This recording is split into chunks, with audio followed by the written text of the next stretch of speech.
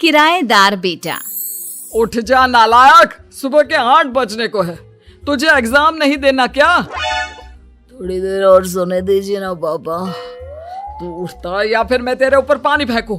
रोज गधों की तरह सोता रहता है, पेपर की कोई टेंशन ही नहीं है। और एक हमारा समय था जब हम पेपर में फेल होने के डर से रात भर पढ़ा करते थे, सो ही नहीं पाते थे। तो क्या अब आप उसका बदला मुझसे लेंगे? मैं 15 मिनट बाद उठ जाऊंगा, आप प्लीज जाइए, मुझे डिस्टर्ब मत कीजिए। इतना कहकर रौनक रजाई ढक कर फिर से सो जाता है। तू ऐसा नहीं मानेगा, रुक मैं अभी पानी लेकर आता हूँ। बस फिर क्या था, इतना कहकर वो भागते हुए बाथरूम में जाते हैं और पानी की एक बड़ी सी बाल्टी लाकर रौनक के ऊपर फेंक देते हैं। पानी पड़ते ही रौनक झट से उठ जाता है। ये आपने क्या किया पापा? अब तो उठेगा नहीं तो यही करना पड़ेगा ना। वैसे थैंक्स डैड, आपके कारण ना अब मुझे नहाने की भी जरूरत नहीं पड़ेगी। चलिए अब आप माँ से बोलकर मेरे कपड़े निकलवा दीजिए, तब तक मैं ब्रश कर लेता हूँ। वैसे कल ना आप एक काम और करना, नहलाने के साथ साथ मुझे ब्रश भी करवा देना। ये ब्रश करने में ना मुझे बहुत आलस आता है। रौनक की बातों से अरविंद का मुंह खुला का खुला रह जाता है। वो अपनी पत्नी कमला के पास जाता है और रौनक की हरकतों के बारे में बताता है, जिसे सुन उसकी पत्नी हंसने लगती है। तुम अपने बेटे को समझाने के बजाय हंस रही हो। रौनक बच्चा है, धीरे धीरे सुधर जाएगा, आप क्यों उसके पीछे पड़े रहते हो? अभी नहीं सुधरेगा तो कब सुधरेगा? 10वीं क्लास में है रौनक, वो अब कोई बच्चा नहीं रहा। अरविंद की इतना बोलते ही वहां रौनक भी आ जाता है। क्या डैड, मैंने आपको एक काम दिया था, वो भी नहीं हुआ आपसे। अरे क्या हुआ बेटा? माँ, मैंने डैड से बोला था कि वो आपको बोलकर मेरे स्कूल की यूनिफॉर्म निकाल दे, लेकिन मेरे पीछे पड़ने के अलावा इनसे एक काम ढंग से नहीं होता। देख रही हो कमला, देख रही हो अपने लाडले को? अरे आप चुप रहिए जी। चलो बेटा, मैं तुम्हें कपड़े निकाल कर दे देती हूँ। बस ऐसे ही साल पर साल बीतते जाते हैं, लेकिन रौनक के रवैये में कोई बदलाव नहीं आता।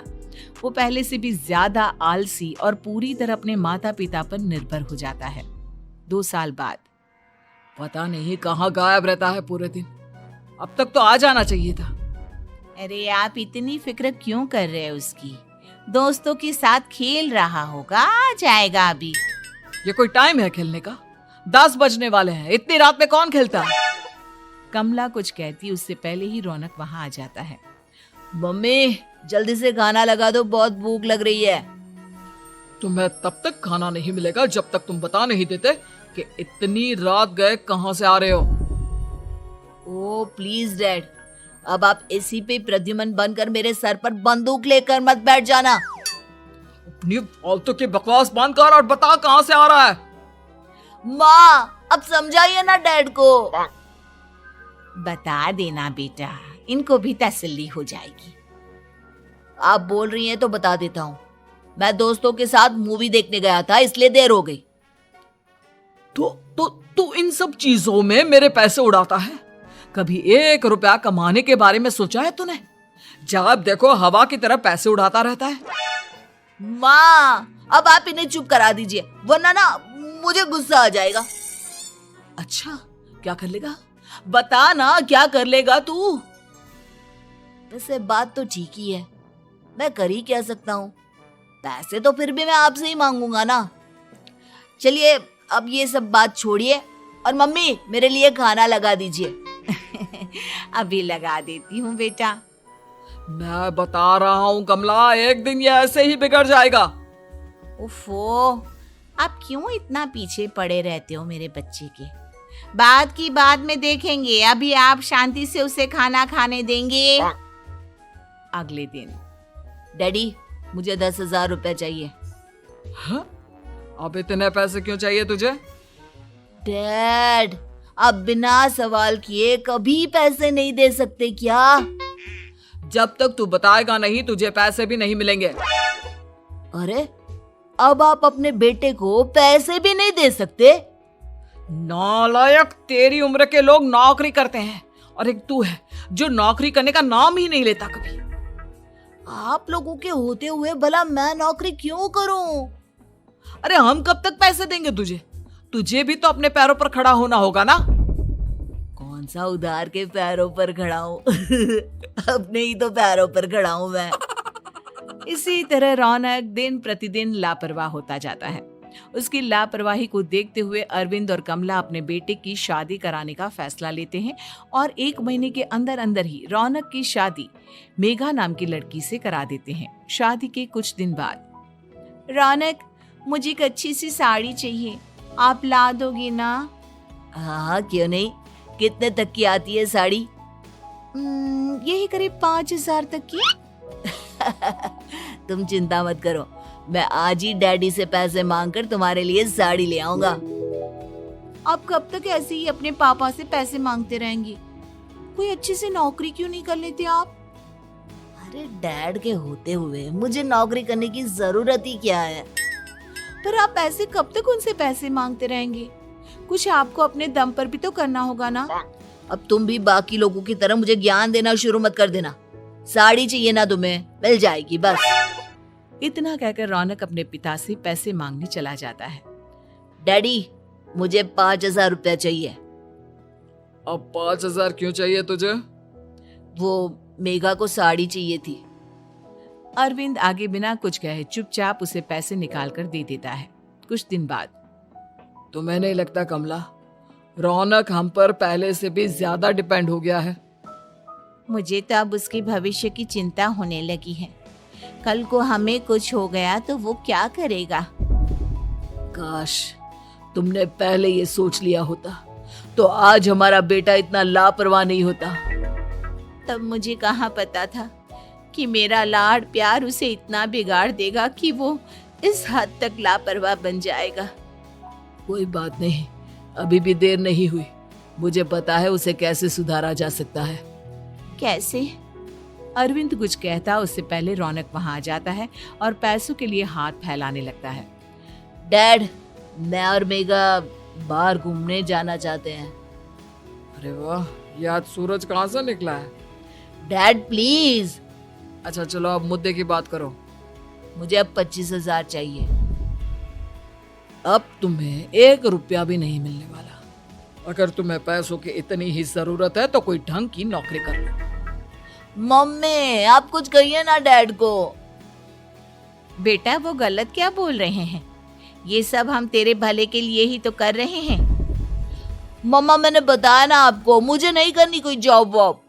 तो ठीक है, निकल जाओ हमारे घर से। तुम्हारे जैसे लोगों के लिए मैंने ये घर खड़ा नहीं किया है। जितना ये घर आपका है ना, उतना ही मेरा भी है। मैं कहीं नहीं जाने वाला। जाना तो पड़ेगा ही तुझे, क्योंकि अब मैं तेरा कोई भी खर्चा नहीं उठाने वाला। ठीक है, मत उठाइए मेरा खर्चा, मैं अपने दम पर भी जी सकता हूँ। तो बेशर्मों की तरह अब तक यहाँ क्यों खड़ा है? अपना सामान ले और निकल जाए यहाँ से। रौनक पैर पटकते हुए वहां से चला जाता है। घर से निकालना जरूरी है क्या उसे? बिना पैसों के कौन रखेगा उसे किराए पर? अगर उसका भविष्य सुधारना है तो हमें अपने दिल पर पत्थर रखकर ये कदम उठाना ही होगा। दोनों बात कर रहे होते हैं कि रौनक अपनी पत्नी के साथ एक बड़ा सा बैग लेकर घर से निकल जाता है, लेकिन घर से बाहर उसे कोई भी मुफ्त में अपने घर किराए पर नहीं रखता। अंत में थक हार कर वो फिर से अपने घर चला जाता है। क्या हुआ? थोड़ी देर पहले तो दहाड़ते हुए घर से निकला था, अब क्या हुआ? नहीं रखा ना किसी ने तुझे किराए पर? डैड प्लीज, मैं कुछ दिनों में कोई अच्छी सी नौकरी शुरू कर दूंगा। आप तब तक तो हमें रख लीजिए प्लीज। सुबह से रात हो चुकी है लेकिन कोई हमें रखने को राजी नहीं है। अब आप ही बताइए, इतनी रात को मैं मेघा को लेकर कहाँ जाऊंगा? ठीक है, बहू की वजह से मैं तुझे घर पर रख रहा हूँ, लेकिन तू इस घर में एक बेटे की नहीं बल्कि एक किराएदार की हैसियत से रहेगा। 3 महीने है तेरे पास। इन 3 महीनों के अंदर अंदर मुझे तेरी पहली तनख्वाह हाथ में चाहिए, समझ गया? पक्का डैड, इन 3 महीनों के अंदर अंदर तो कोई बढ़िया सी नौकरी ढूंढ ही लूंगा मैं। ऐसे ही धीरे धीरे समय बीतने लगता है। और अरविंद के दिए 3 महीनों में से 2 महीने बीत चुके होते हैं। पापा जी ने हमें 3 महीने दिए थे, जिसमें से 2 महीने तो बीत चुके हैं। अब ये आखिरी महीना बचा है। अरे तुम चिंता मत करो, आज मेरा ना 2 जगह इंटरव्यू है, दोनों में से कहीं ना कहीं तो जॉब लगी जाएगी। अच्छा, all the best. Raunak interview के लिए निकल जाता है, जिसके बाद शाम में रौनक घर आता है। कैसा गया इंटरव्यू? आपकी नौकरी लगी या नहीं? अरे पहले सांस तो ले लेने दो अच्छे से। बताइए ना, मुझसे तो जरा भी इंतजार नहीं हो रहा है। वो दरअसल बात यह है कि मेरी नौकरी तो लग चुकी है, लेकिन पैसे बहुत कम है। कितने पैसे हैं? 15,000। इतने में अरविंद और कमला मिठाई का डिब्बा लेकर आ जाते हैं। बधाई हो बेटा। हम जानते थे तेरी जॉब जरूर लगेगी। लेकिन मेरी सैलरी बहुत कम है मम्मा। कम है तो क्या हुआ, धीरे धीरे बढ़ जाएगी। हाँ बेटा, हम तो बस चाहते थे कि तू अपने पैरों पर खड़ा हो जाए।